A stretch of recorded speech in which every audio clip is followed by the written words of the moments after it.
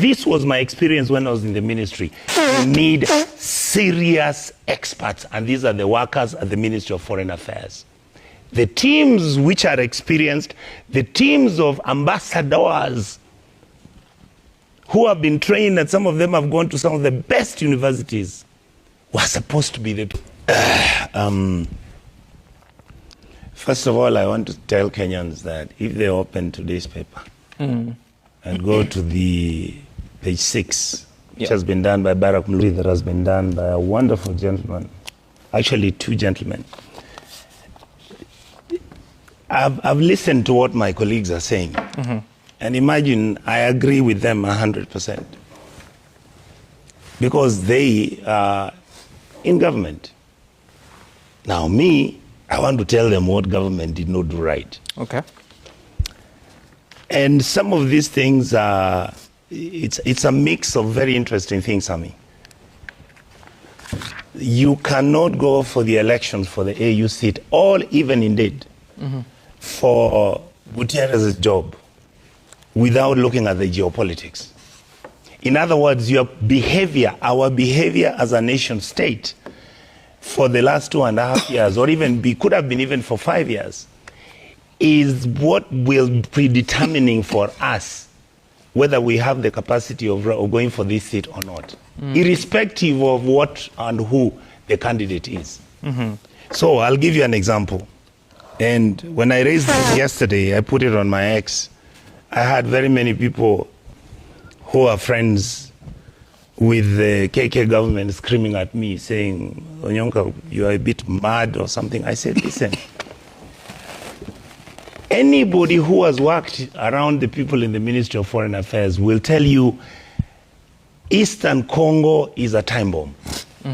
So anything you want to do there, whether it's a bilateral agreement you want to go and sign, whether it's an agreement you want to sign with Kagame, whether you are going to access and have space with M23 leaders, whether you are going to be talking to the Interahamwes, all right, who are FDLR, what do you do with these people when you meet them, and when their issues come, what do you comment about them? Everybody will tell you that when the president of Kenya decided unilaterally to cancel a motion that the Kenyan government under President Uhuru had brought for Sahrawi to be considered as a legitimate state which is supposed to be functional under the auspices of the AU. Right. The first thing the president did was to write a letter cancelling the arrangement that the Kenyan government had requested, where Sahrawi, in fact, was already nearly just going to be sitting on the AU. And when the president wrote that letter, what basically that did is that Morocco became very happy, but Algeria went crazy. And then you find Algeria has relationships with Sudan. Sudan, which is now what? Which is in a mess. Then you find that our president is bringing members of the Rapid Deployment Force, which is a team from Sudan, which is fighting with Sudan, not South Sudan, Sudan the mother. And those guys have been staying in Nairobi, and the Sudanese know that. You see, and then you come, when you're looking at Eastern Congo, there is no way you can't look at the role of Angola. There is no way you can't look at South Africa's role.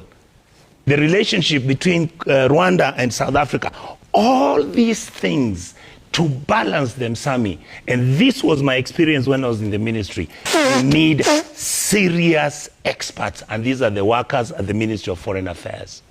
The teams which are experienced, the teams of ambassadors who have been trained, and some of them have gone to some of the best universities, were supposed to be the people around President Ruto and Raila. Instead of us taking 100, 200, whoever, our brothers in government and many of our colleagues of the broad-based arrangement who went to Ethiopia, we should have just collected the ambassadors of the countries that were going to vote, take them to Addis and let them sit and come up how they can compromise, secure, negotiate, and agree on what to do. So when we start raising these issues, Sami, what I'm telling you is the professionalism that used to be the Ministry of Foreign Affairs is no longer there. Number two, I have given you the geopolitical issues, and I've not finished them, by the way. There could be 7 or 8 that we have bungled on.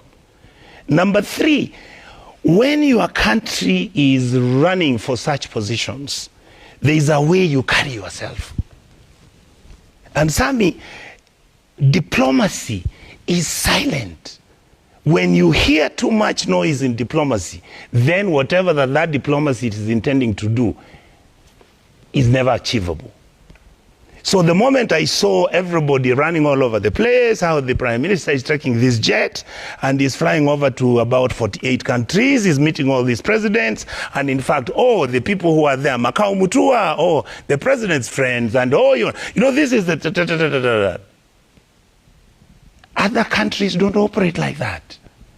When you have leaders who are responsible, they understand. In fact, the person who went there legitimately is our brother here. Why? Because he's the chairman of the Defense and Foreign Relations Committee. He should have gone with 3-4 of his members. That is legitimate. What are you carrying 200 people to go and make noise? But Mheshimiwa, how was Raila supposed to campaign if it's not to move to different capitals of the... No, but you do it quietly. You do it quietly. Because there are certain countries, if they know that you're visited in some areas, are you with me? And there was a conflict of interest there, they rebel back. They push back. They say, look at what that guy is doing with our enemy. And yet that was not your intent. So there are certain things which should have been done quietly. Are you with me? Look at what Suluhu did to us.